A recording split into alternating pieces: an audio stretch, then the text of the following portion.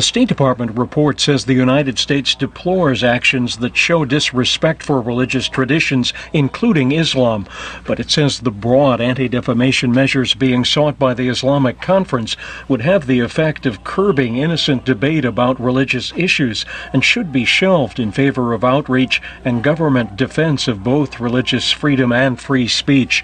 The comments are the most prominent to date by the United States on ongoing efforts led by the OIC to get anti-defamation resolutions approved in the UN General Assembly and the UN Human Rights Commission.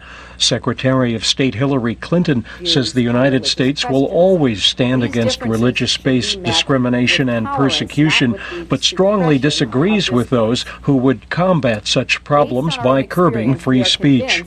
That the best antidote to intolerance is not the defamation of religion's approach of banning and punishing offensive speech, but rather a combination of robust legal protections against discrimination and hate crimes, proactive government outreach to minority religious groups, and the vigorous defense of both freedom of religion and expression. The congressionally mandated report covers 189 countries and territories. Iran is cited for creating a threatening atmosphere for nearly all non-Shia religious groups. It says President Mahmoud Ahmadinejad continues a virulent anti-Semitic campaign questioning the existence and scope of the Holocaust.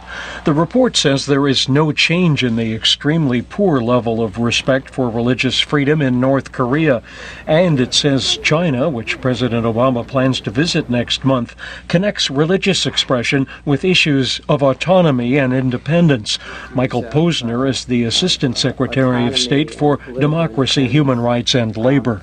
Buddhist priests and monks that raise human rights issues are targeted.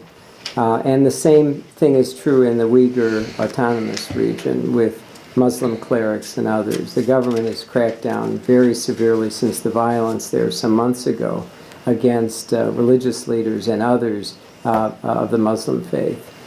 Posner says Saudi Arabia is another country of concern, although the U.S. supports Saudi King Abdullah's initiatives for interfaith dialogue. People aren't allowed to openly practice their religion if they're not Muslim.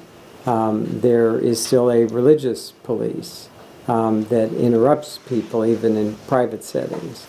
The report credits Jordan, the Philippines, and several other countries with positive interfaith steps, but it criticizes Burma for systematically restricting human rights efforts by Buddhist monks. It also expresses concern about anti-Jewish incidents in Venezuela. Posner says the State Department expects to issue by year's end a new list of countries of particular concern on religious freedom, making them subject to possible U.S. sanctions. David Gollust, VOA News, the State Department.